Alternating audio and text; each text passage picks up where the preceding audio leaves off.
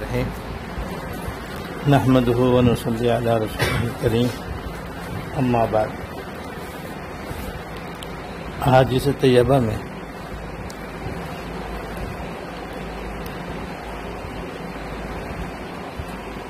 سرکار دو عالم صلی اللہ علیہ وسلم کی پاکیزہ زندگی کے مختلف پہلو بیان کیے گئے ہیں تاکہ ہم انہیں سنیں اور سن کر ان میں سے جس پر ہم سے بآسانی عمل ہو سکے عمل کریں اور جس پر فی الحال عمل نہ ہو سکے تو عمل کرنے کی نیت رکھیں۔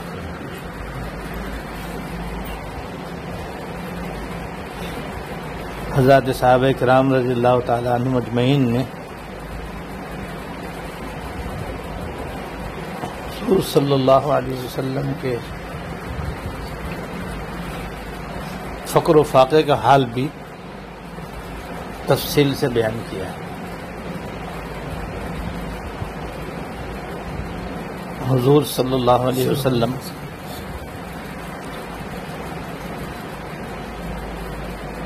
دونوں جہاں کے سردار ہیں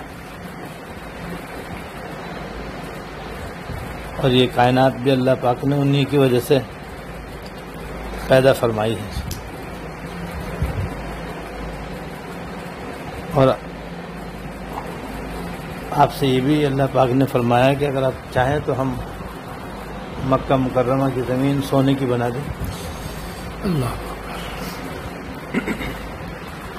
لیکن آپ نے عرض کیا پروردگار میں یہ چاہتا ہوں کہ ایک دن مجھے کھانے کو ملے میں آپ کو شکر ادا کروں، اور ایک دن کھانے کو نہ ملے تو میں صبر کروں اور آپ سے فریاد کروں۔ تو آپ نے دنیا کو پسند نہیں فرمایا، آخرت کو پسند فرمایا۔ یہ بہت بڑی تعلیم ہے ہمارے اور آپ کے لیے کہ ہم بھی اپنے دل میں آخرت کو ترجیح دیں دنیا پر، زندگی کا اصل مقصد بنائیں آخرت درست کرنے کو، اور بقدر دنیا بھی حلال طریقے سے کما کر حلال جگہوں میں خرچ کرنے میں کوئی حرج نہیں، لیکن حضور صلی اللہ علیہ وسلم نے اپنے لیے اپنے گھر والوں کے لیے اختیاری فقر و فاقہ پسند فرمایا۔ آپ کا یہ فقر و فاقہ اختیاری تھا، اور اختیاری فقر و فاقہ اپنانا یہ بہت ہی اعلیٰ مقام ہے، یہ سب سے اونچا مقام ہے سمجھو۔ اور جو فقر و فاقہ غیر اختیاری طور پر آدمی کو پیش آ جائے وہ پناہ مانگنے کی چیز ہے، اللہ تعالیٰ سے پناہ مانگے کہ اللہ تنگ دستی سے فقر و فاقے سے محفوظ رکھنا، کیونکہ وہ غیر اختیاری طور پر جو آدمی کو تنگ دستی اور فقر و فاقہ اور معاشی تنگی پیش آتی ہے تو بعض دفعہ آدمی کے لیے کفر میں مبتلا ہونے کا ذریعہ بنا ہے۔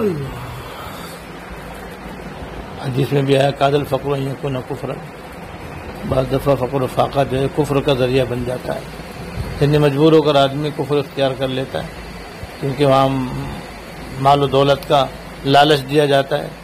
جیسے کتنے لوگ ہیں جو مال و دولت کی وجہ سے عیسائی بن جاتے ہیں یا قادیانی بن جاتے ہیں یا کوئی اور غلط راستے اختیار کر لیتے ہیں۔ تو غیر اختیاری فقر و فاقہ جو ہے وہ پناہ مانگنے کی چیز ہے۔ ہاں، اپنے قصد و اختیار سے آدمی اپنے آپ کو فقر و فاقے میں رکھے تو یہ بہت اونچا مقام ہے، اور یہ اس میں حضور صلی اللہ علیہ وسلم سب سے بڑھ کر حضرت نعمان بن بشیر رضی اللہ تعالیٰ عنہ فرماتے ہیں کہ بھائی تم دیکھو حسب منشا کھانے پینے میں مشغول رہتے ہو، اللہ تعالیٰ نے ہر طرح کی کھانے کی، پینے کی، پہننے کی نعمتیں تم کو دے رکھی ہیں، لیکن میں تمہارے نبی کو میں نے دیکھا ہے صلی اللہ علیہ وسلم کہ کھانے کے لیے اور پیٹ بھرنے کے لیے گھٹیا قسم کی کھجوریں بھی آپ کے پاس نہیں، جو گھٹیا قسم کی کھجوریں ہوتی ہیں کہتے ہیں پیٹ بھرنے کے لیے، وہ بھی آپ کے پاس نہیں ہوتی۔ حضرت عائشہ رضی اللہ تعالیٰ عنہ فرماتی ہیں کہ حضور کے گھر میں اس قدر تنگی ہوتی تھی کھانے پینے کی کہ 1 مہینہ 2 مہینے 3 مہینے بغیر چولہا جلے گزر جاتے تھے، اور بعض مرتبہ تو رات میں چراغ جلانے کے لیے تیل بھی نہیں ہوتا۔ ایک دفعہ حضرت ابوبکر صدیق رضی اللہ تعالیٰ عنہ نے بکری کی ایک ران جو ہے وہ حضور کے یہاں بھیج دی، تو حضرت عائشہ رضی اللہ تعالیٰ عنہ اندھیرے میں اس کی بوٹیاں بنانے لگی۔ اب اندھیرے میں کیا بنے، کیسے بنے؟ تو کسی نے پوچھا کہ اندھیرے میں کیوں بنا رہی ہو، کہ چراغ میں تیل بھی نہیں ہے؟ تو فرمایا اگر چراغ میں تیل ہوتا تو وہ میں سالن میں ڈال لیتی۔ یہ حالت تھی۔ تو حضرت عائشہ اللہ تعالیٰ عنہ کے بھانجے حضرت عروہ رضی اللہ رحمۃ اللہ علیہ پوچھا کہ خالہ پھر یہ کیسے گزارا ہوتا تھا آپ کا؟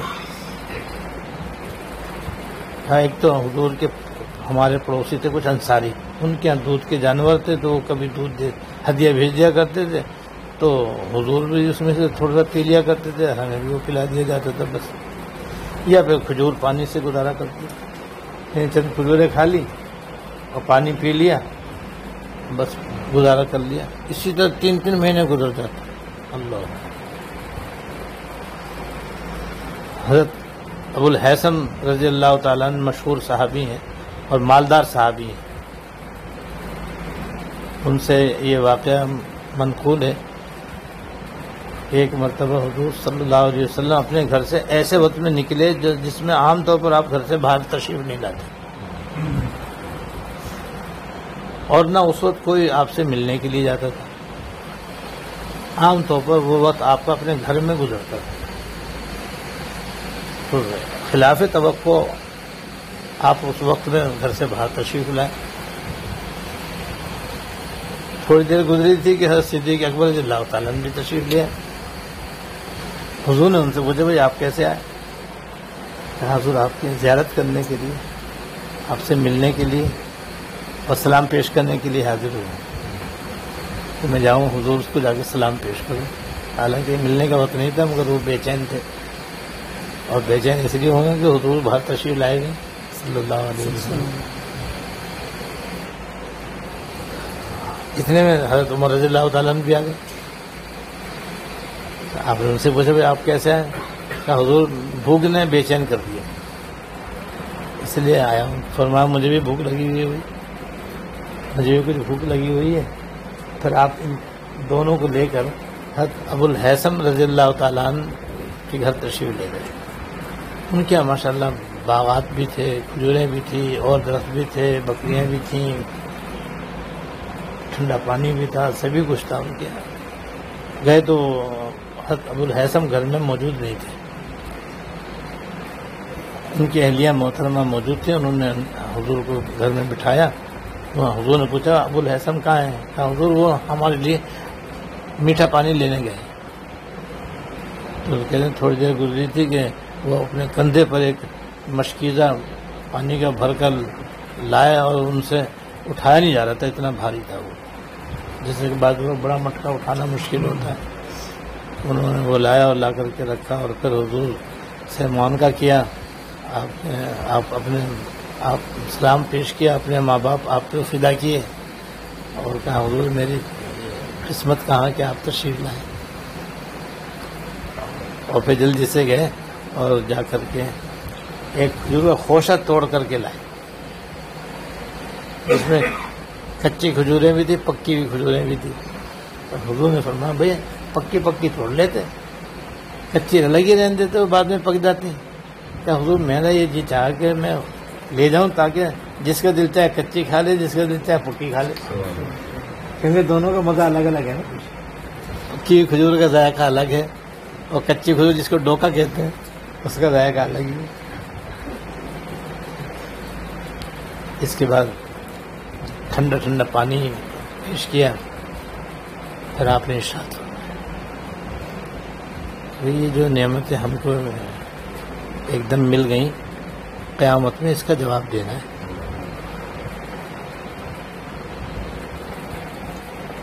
تازہ تازہ کھجوریں، ٹھنڈا سایہ، ٹھنڈا پانی، یہ سب نعمتیں ہیں جس کا شکر ہمارے ذمہ ہے. اور کل اللہ تعالیٰ پوچھیں گے کہ ہم نے یہ نعمتیں دی تھیں، تم نے کیا شکر ادا کیا. پھر حضرت ابو الحسن رضی اللہ تعالیٰ نے درخواست کی کہ حضور باغ میں تشریف لے چلیں تاکہ میں وہاں سے کچھ آپ کے لیے کھانا وغیرہ بنا کر لاؤں. باغ میں لے گئے، وہاں پر فرش بچھایا اور پھر بکری ذبح کرنے کے لیے اٹھے. تو آپ نے کہا بھائی دودھ والی مت ذبح کرنا، بغیر دودھ والی لے لیں. پھر انہوں نے ایک بکرے کا بچہ لیا اور اسے ذبح کیا اور گوشت بھون کر کے خدمت اقدس میں پیش کیا. آپ نے بھی کھایا اور انہوں نے بھی کھایا.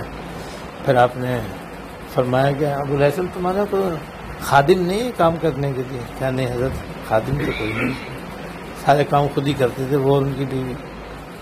اچھا ہمارے پاس خادم آئے تو تم آ جانا، آپ کو ایک خادم بھی دے دیں گے. شروع کے زمانے میں غلام ہوتے تھے، وہ دے دیا کرتے تھے، وہ نوکر کی طرح کام کرتے تھے. وہ تو ملکیت ہوتے تھے.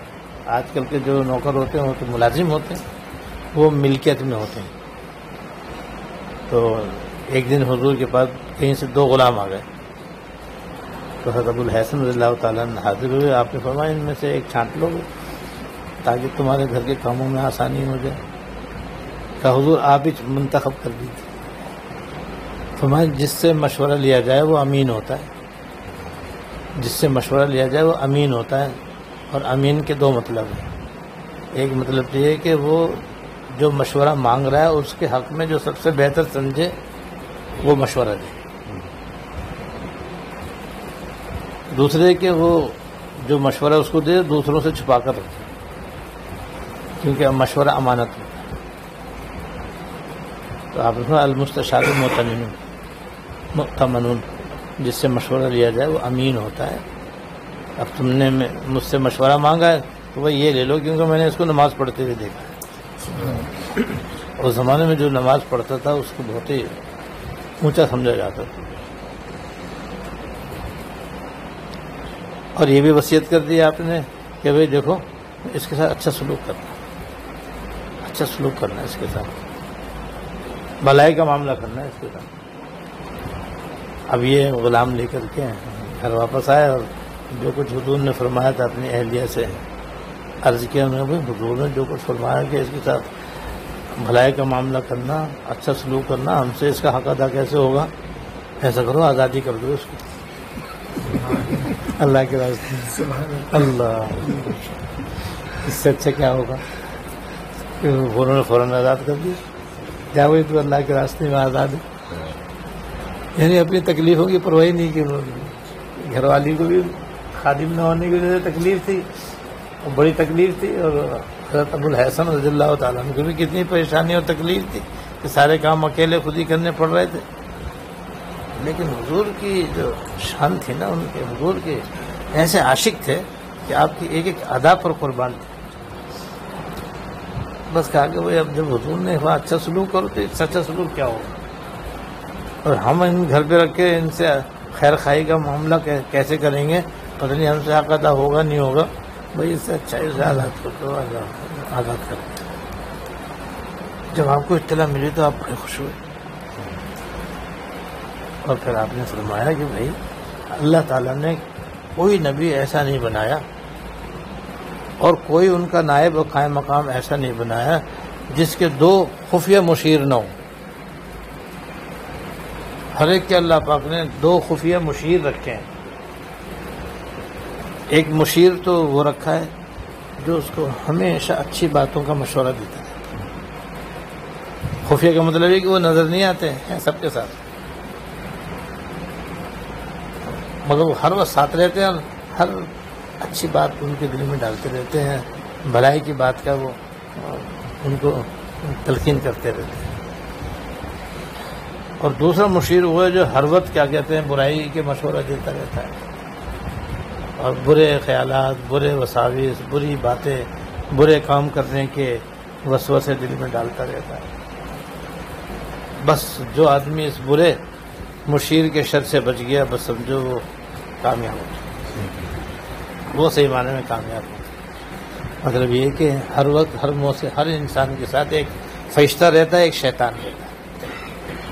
فرشتہ جو ہے ہمیشہ اچھی باتوں کو کرنے کی باتیں دل میں ڈالتے رہتا ہے. نماز پڑھ لے بھائی، اذان ہو گئی، چل بھائی جلدی سے اٹھ، اذان ہو گئی، جماعت نکل جائے گی. وہ یہ کہتا رہتا ہے وہ شیطان ابھی بہت دیر ہے، اذان ابھی تو اذان ہی تو ہوئی ہے، میں کہا آپ کو نمٹا لوں، یہ کر لوں وہ کر لوں، ذرا پیسے گن لوں، پھر پڑھ لوں نماز. میں اسی میں یا تو اس نے شیطان کی بات مانی ہے تو جماعت گئی یا قضا ہوئی، اور اگر فرشتے کی بات مان لی تو جماعت ملی. یہ ہمارے ساتھ بھی ہے. لہذا ہمیشہ خیال رکھو کہ دل کے اندر کیا آ رہا ہے. اگر اچھی باتیں آ رہی ہیں تو پھر ہمارا خیر خواہ جو مشیر ہے وہ ہماری خیر خواہی کر رہا ہے، بس فوراً کر لو اس کو. اور اگر کسی برائی کا خیال آ رہا ہے تو سمجھو کہ دشمن جو ہے نا وہ وار کر رہا ہے اور وہ غلط مشورہ دے رہا ہے تاکہ میرا دین و دنیا کا نقصان ہو. چوکس ہو جائے.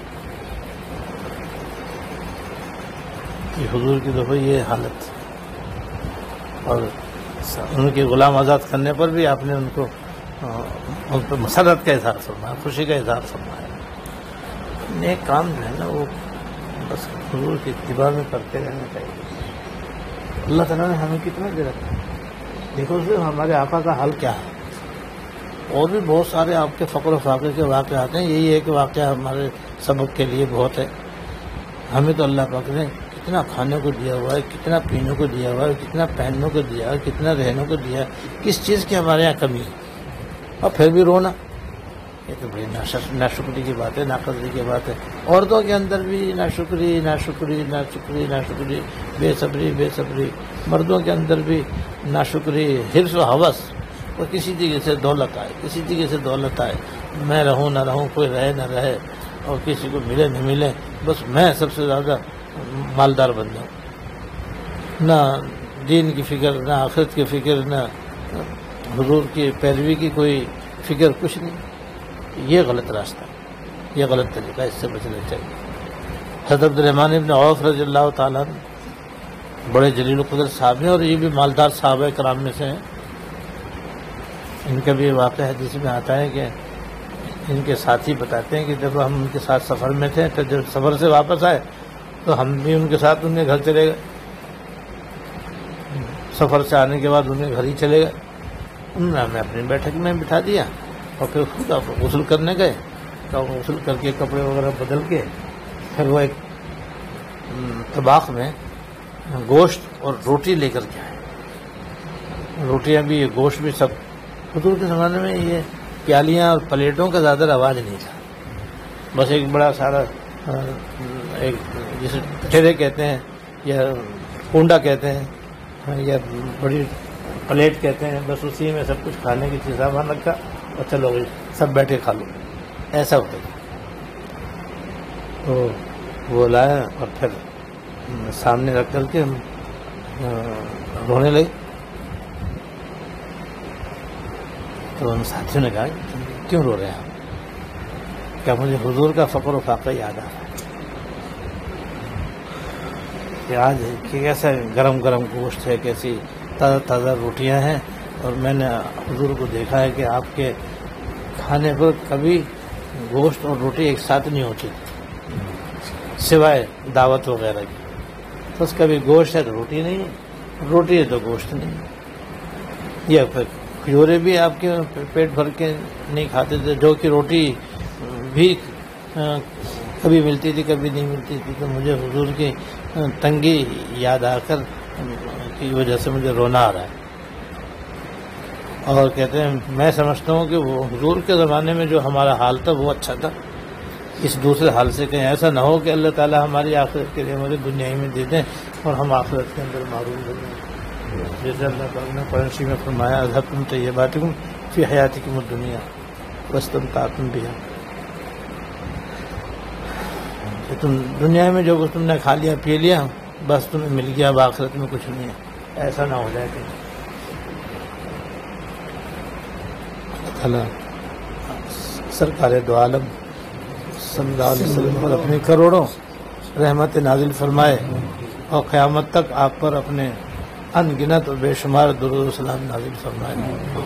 جتنے آسمان کے ستارے ہیں اور جتنے دنیا کی ریت کے ذرات ہیں اور جتنے درختوں کے پتے ہیں اور جتنے سمندر کے جھاگ ہیں اور جتنے دنیا میں درخت ہیں اور جتنے چاند آسمان کے ستارے ہیں اور جتنے دنیا کے رات دن ہیں، اس سے بڑھ کر اللہ تعالیٰ حضور پر درود و سلام نازل فرمائے۔